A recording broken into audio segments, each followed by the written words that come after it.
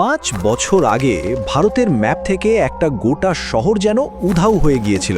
কিভাবে, কেন, কোনো উত্তর মেলেনি। শুধু রয়ে গেছে একটা রহস্যময় ফোন কল আর একরাশ প্রশ্ন। চলুন আজ এই ঘটনার গভীরে যাওয়া যাক। ভাই, আমার কথা মন দিয়ে শোনো। এক বোনের গলায় এটাই ছিল তার ভাইকে বলা শেষ কথা, একটা সতর্কবার্তা, যা শেষ হওয়ার আগেই তার জীবন আর কণ্ঠ দুটোই চিরদিনের মতো থেমে গিয়েছিল। কারণ কথাটা শেষ হওয়ার আগেই লাইনটা কেটে যায়, আর তারপরেই এক বিকট বিস্ফোরণে অর্চনার গাড়িটা জ্বলে পুড়ে ছাই হয়ে যায়। দেখতে দেখতে 5টা বছর কেটে গেছে, কিন্তু রবিপুরম শহরের সেই রাতের রহস্যের জট আজও খোলেনি। আচ্ছা, চলুন প্রথমে সেই গল্পটা শোনা যাক যা সবাইকে শোনানো হয়েছিল। একটা সরকারি গল্প, যার প্রত্যেকটা শব্দের আড়ালে লুকিয়েছিল এক ভয়ঙ্কর সত্যি। গল্পটা শুরু হয় 2021 সালে। রবিপুরম, একটা জমজমাট শিল্প শহর, যেখানে ছিল এক বিশাল কেমিক্যাল ফ্যাক্টরি। তারপর এক রাতে সেই ফ্যাক্টরিতে ঘটে এক ভয়াবহ বিস্ফোরণ। সরকারি রিপোর্টে বলা হলো টক্সিক গ্যাস লিক হয়ে শয়ে শয়ে শ্রমিকের মৃত্যু হয়েছে।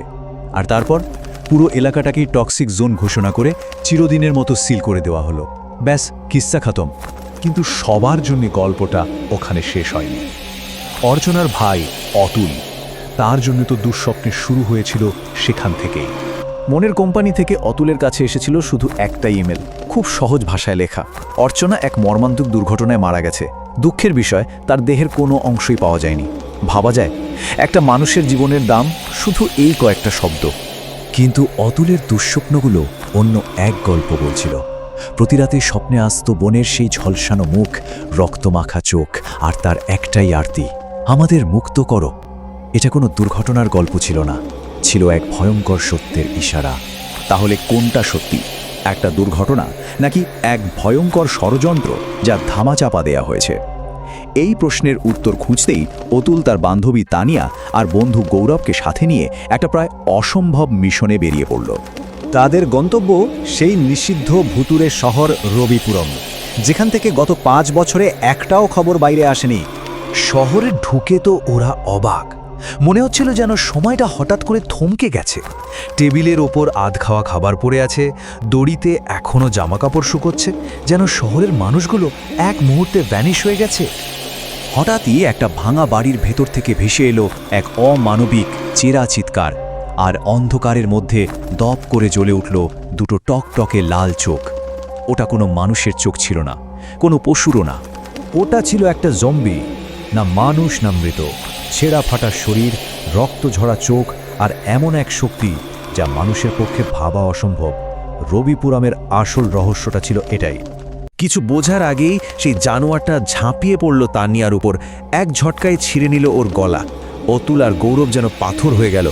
চোখের সামনেই তাদের বন্ধু নিথর হয়ে পড়ে রইল। তখনই ওরা বুঝে গিয়েছিল এই অভিশপ্ত শহর থেকে বেঁচে ফেরাটা প্রায় অসম্ভব। কোনো মতে পালিয়ে ওরা একটা পুরনো ফ্যাক্টরিতে আশ্রয় নিল, আর ঠিক সেখানেই তাদের জন্য অপেক্ষা করছিল এমন এক সত্যি যা তাদের কল্পনাতেও ছিল না। এক চেনা গলা তাদের নাম ধরে ডাকল। সামনে যে দাঁড়িয়ে সে অর্চনা, কিন্তু এ তো সেই অর্চনা নয়। তার নিজের গলাতেই এক হিমশীতল স্বীকারোক্তি, আমি আর মানুষ নেই, আমার শরীরে এখন রক্তের বদলে কেমিক্যাল বয়। অর্চনার মুখ থেকেই বেরিয়ে এলো সেই ভয়ঙ্কর সত্যিটা। এই ফ্যাক্টরি কোনো কেমিক্যাল প্ল্যান্ট ছিল না, ছিল জম্বি তৈরির ল্যাব। উদ্দেশ্য ছিল তাদের শরীর থেকে নতুন ওষুধ বানানো। কিন্তু এক্সপেরিমেন্টটা হাতের বাইরে চলে যায়, জম্বিরাই বিজ্ঞানীদের মেরে ফেলে, তারপর একে অপরকে। আর এই পুরো সত্যিটা ঢাকতে সরকারি ফ্যাক্টরিতে বোমা ফেলে সব উড়িয়ে দেয়। অর্চনা আরও জানায়, এই সব কিছুর মাস্টার মাইন্ড ফ্যাক্টরির মালিক রাঘব, যে এখন বেসমেন্টে থাকা এক সুপার ইন্টেলিজেন্ট জম্বি। আর বাঁচার একটাই রাস্তা আছে, সেই বেসমেন্টেই রাখা আছে একটা গ্যাস ক্যাপসুল, যা পুরো দুঃস্বপ্নকে শেষ করে দিতে পারে। বোনের কাছ থেকে সবটা শোনার পর অতুল তার জীবনের সবচেয়ে কঠিন সিদ্ধান্তটা নিয়ে ফেলল। তাকে সেই বেসমেন্টে যেতেই হবে, যে করেই হোক। বেসমেন্টের রাঘবের সাথে শুরু হলো জীবন মরণের লড়াই। সেই লড়াইয়ে গৌরব মারা গেল, কিন্তু শেষ মুহূর্তে অতুল কোনো মতে গ্যাস ক্যাপসুলটা হাতে নিয়ে বেরিয়ে আসতে পারল। কিন্তু ফ্যাক্টরির বাইরে তার জন্য অপেক্ষা করছিল আরও ভয়ঙ্কর কিছু। তার সামনে দাঁড়িয়ে তারই বন্ধু গৌরব আর প্রেমিকা তানিয়া, জম্বি হয়ে। একদিকে নিজের জীবন বাঁচানোর তাগিদ, আর অন্যদিকে এই অভিশাপকে শেষ করার দায়িত্ব। অতুল কি করবে এখন? অতুল যখন কিংকর্তব্য বিমূঢ়, ঠিক তখনই কানে ভেসে এলো বোনের গলা, ওরা আর তোর বন্ধু নেই। আবেগের বশে ভুল করিস না। এই গল্পের শেষটা তোকেই করতে হবে। বনের এই শেষ কথাগুলোই যেন অতুলের মধ্যে সব শক্তি জুগিয়ে দিল।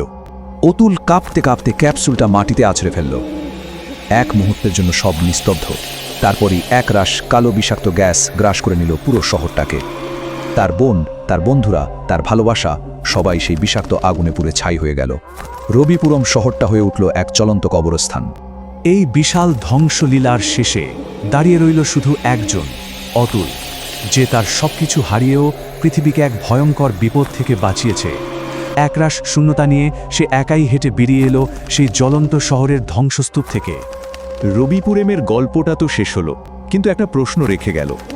আচ্ছা, আমাদের এই পৃথিবীতে এমন কতগুলো নিষিদ্ধ আর ভুলে যাওয়া জায়গা আছে, যার গভীরে চাপা পড়ে আছে আরও কত ভয়ঙ্কর সত্যি?